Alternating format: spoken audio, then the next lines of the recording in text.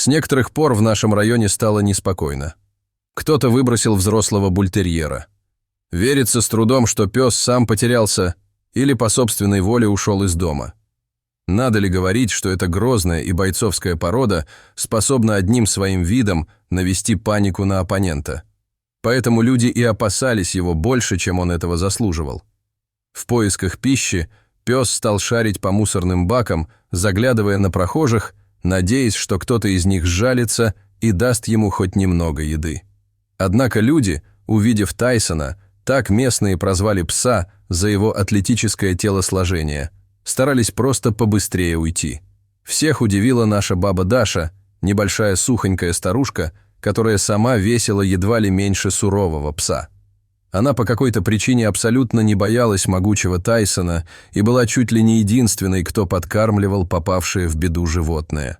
«Баба Даша, ну чего ты творишь такое?» — ругался на нее сосед, сидя в своем автомобиле и поглядывая через слегка опущенное боковое стекло, как старушка снова подкармливает бездомного пса. «Сейчас прикормишь его, он здесь и останется, а тут дети вокруг, а кто знает, что у него на уме. Такой крокодил в раз ребенка проглотит и не подавится». «Сам ты крокодил», — улыбалась старушка. «Да ты гляди, какой он добрый. И глазки умненькие. Он ведь прекрасно все понимает.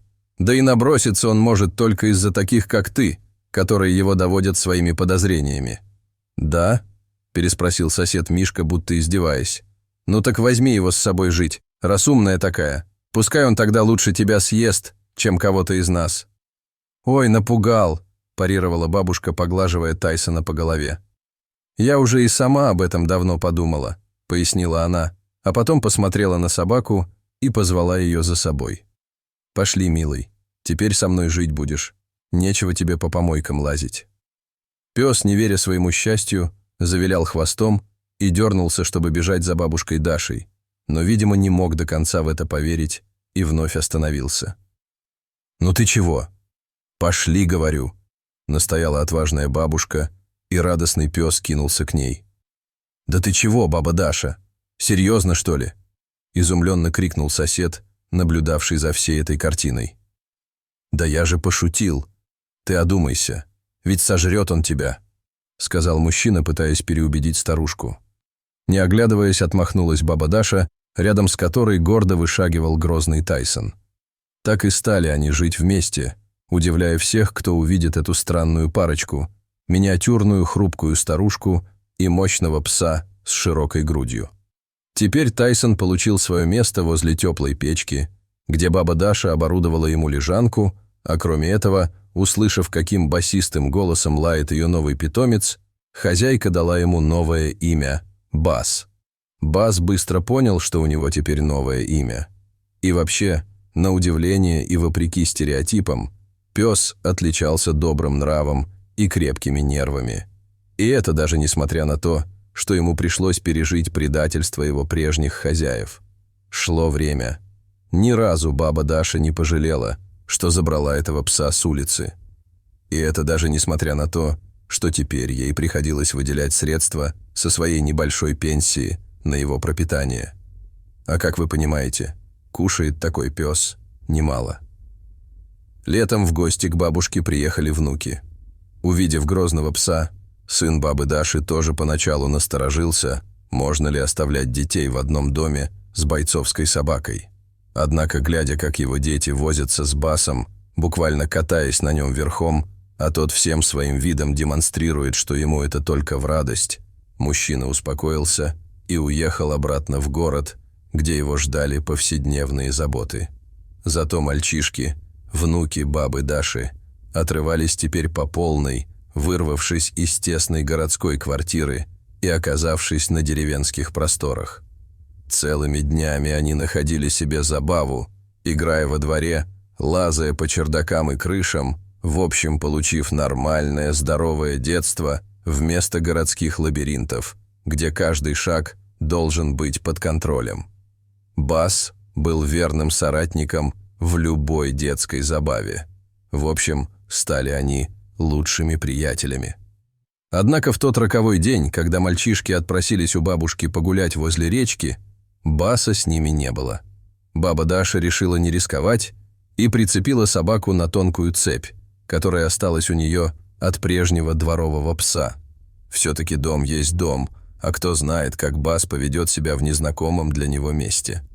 Пускай лучше мальчишки одни погуляют, а там видно будет, решила она. Антон с Андреем шли по берегу реки, кидая в нее камушки.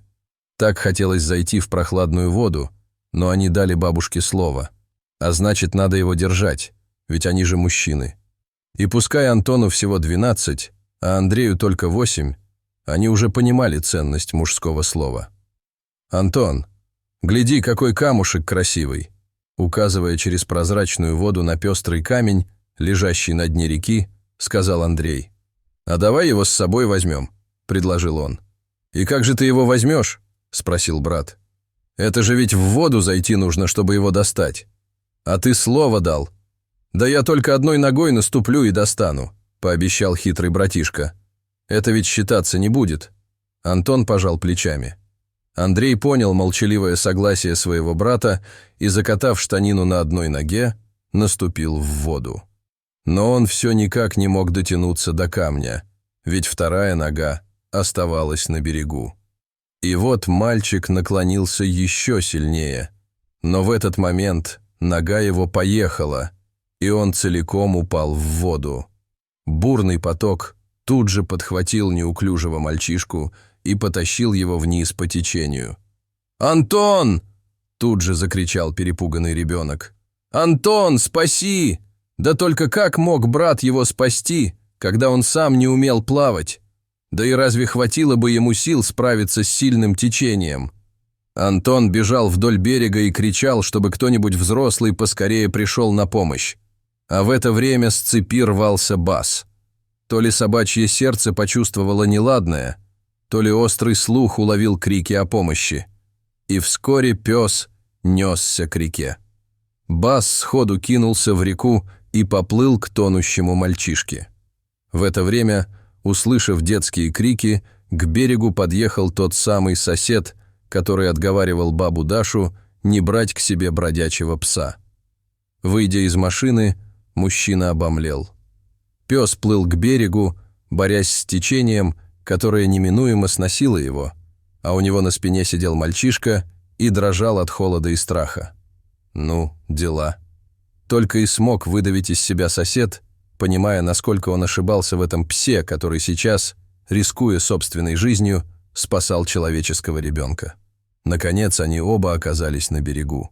Бас тут же упал на траву, глубоко дыша, то и дело отрыгивая воду, которой ему пришлось наглотаться. Антон плакал и обнимал своего братишку. А сосед, кажется, только сейчас понял что-то очень важное для себя, что в корне изменило все его взгляды на эту жизнь. Дорогие зрители, что вы думаете об этой истории? Расскажите, пожалуйста, в комментариях. А если вам понравилось это видео, то ставьте лайк и подписывайтесь на наш канал. До свидания.